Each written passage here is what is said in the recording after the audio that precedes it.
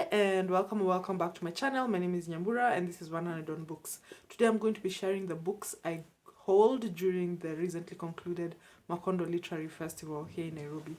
The first of them is Happiness by Aminata Fona, and the blurb says, not the blurb, the synopsis: Waterloo Bridge, London. Two strangers collide. Attila, a Ghanaian psychiatrist, and Jean, an American studying urban foxes. Jean joins Attila in his search for his niece's missing son and mobilizes the network of volunteer fox spotters she has built up, mainly from the West African immigrants working London streets and hotel doorways. As Jean and Attila's friendship deepens, Fauna asks us to consider the values of the society we live in, our coexistence with one another and all living creatures, and the true nature of happiness. So that's Happiness by Aminata Fauna. The next is The Reactive by Masande Nshanga. In a city that has lost its shimmer, Linda Nati and his two friends Ruan and Cecilia sell illegal pharmaceuticals while chasing their next high. Linda Nati, deeply troubled by his hand in his brother's death, has turned his back on his family until a message from home reminds him of a promise he made years before. When a puzzling masked man enters their lives, Linda Nati is faced with a decision: continue his life in Cape Town or return to his family and to all he has left behind.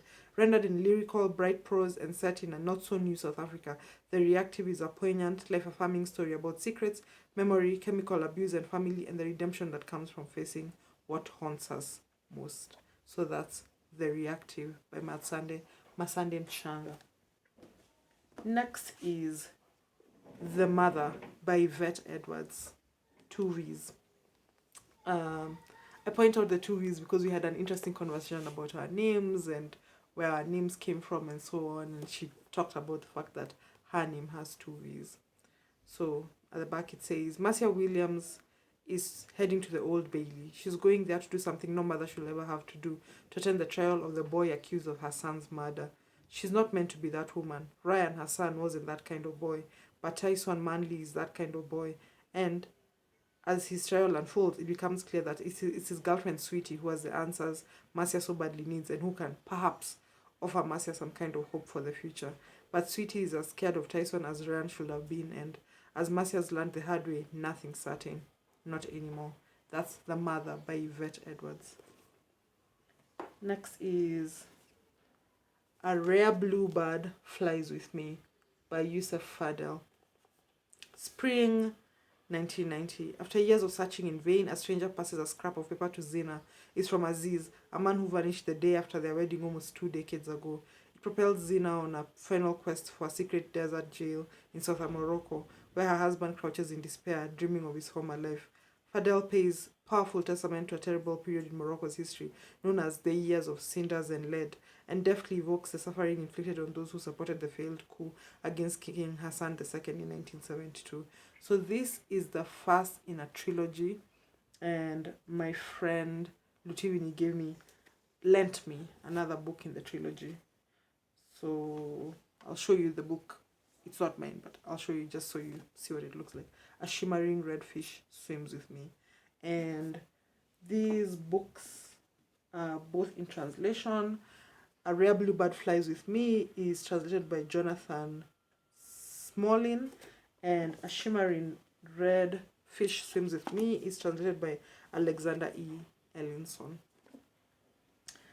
The next of the books I got during the Macondo Literary Festival is Days Come and Go by Hemley Boom, translated by Mchanji Njamsi. And it says, chronicling the beauty and turmoil of a rapidly changing Cameroon, Days Come and Go is a remarkable story of 3 generations of women, both within and beyond its borders. Through the voices of Anna, a matriarch living out her final days in Paris, Abby, Anna's thoroughly European daughter, at least in her mother's eyes, and Tina, a teenager who comes under the sway of a militant terrorist faction. Boom's epic is generous and all-seeing, brilliantly considering the many issues that dominate her characters' lives: love and politics, tradition and modernity. Days Come and Go, in Chanji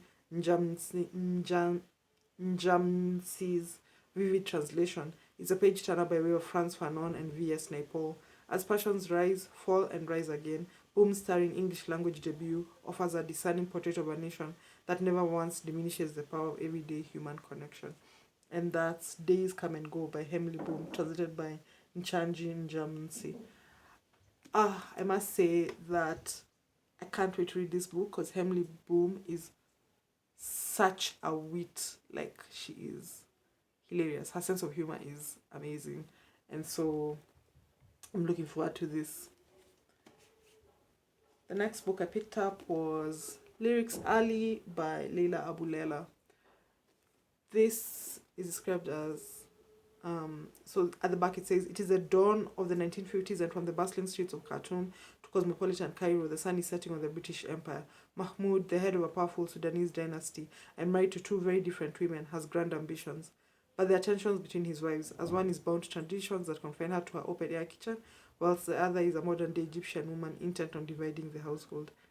Then Noor, Mahmoud's brilliant son and heir to his business empire, suffers a near-fatal accident, leaving him to face a future in which he cannot marry his beloved cousin or fulfill his father's ambitions. Moving between Sudan and Egypt, this is a heart-wrenching portrait of a family in turmoil, a love lost, and history in the making. So that's Lyrics Alley by Leila Abulela.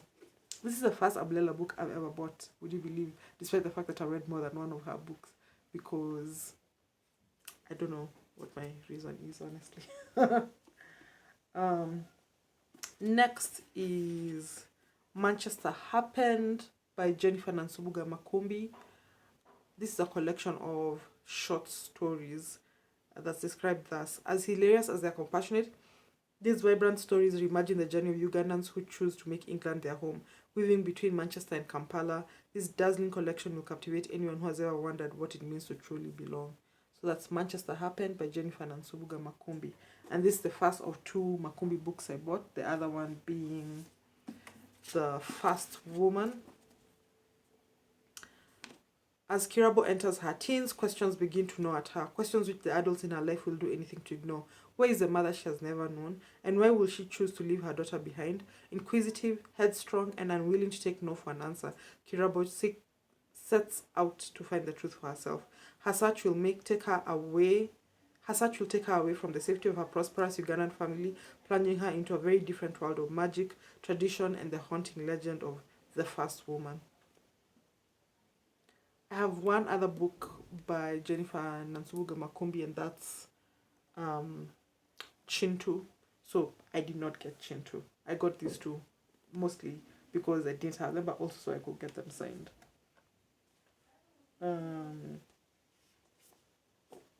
Turns out I got two Leila Abulela books. I don't know how that happened.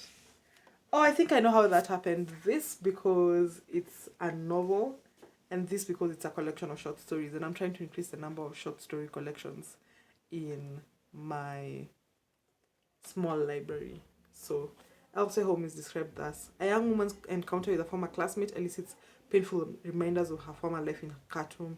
A wealthy Sudanese student in Aberdeen begins an unlikely friendship with a Scottish man.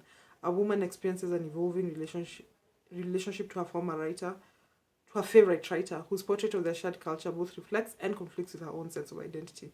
From the dusty, sun-baked streets of Khartoum to the university halls and cramped apartments of Aberdeen and London, Elsewhere, Home explores with subtlety and restraint the profound feelings of yearning, loss, and alienation that come with leaving one's homeland in pursuit of a different life. And that's Elsewhere, Home by Leila Abulela. The last of the books I got was Whites Can Dance Too by Kalaf Epalanga, translated by Daniel Han. And this has praise at the back, so I have to open the sleeve. Hours before performing at one of Europe's most iconic music festivals, Kalaf, eponymous character clearly, is detained on suspicion of being an illegal immigrant. Trapped in his precarity, his thoughts soon thrum to the beat of Kuduro, the blistering techno-infused Angolan music which has taken him from London to Kristiansund, Beirut to Rio de Janeiro, Paris to Lisbon. Shifting between Kalaf's reflections while incarcerated, the stories of a friend at the heart of the Lisbon dance scene, and those of the Viking, the immigration policeman who holds Kalaf's fate in his hands.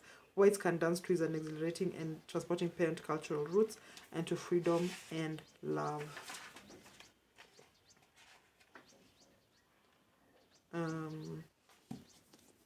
That's it. So that's Whites Can Dance Too by Kala Epalanga.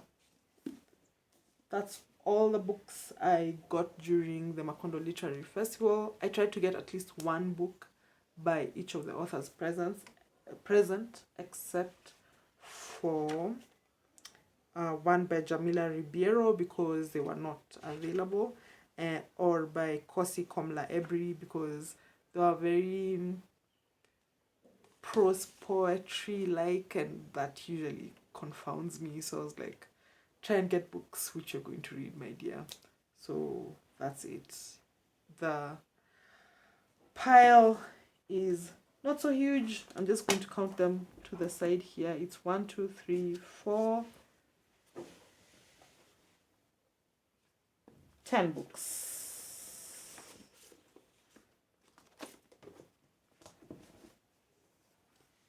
Here we are.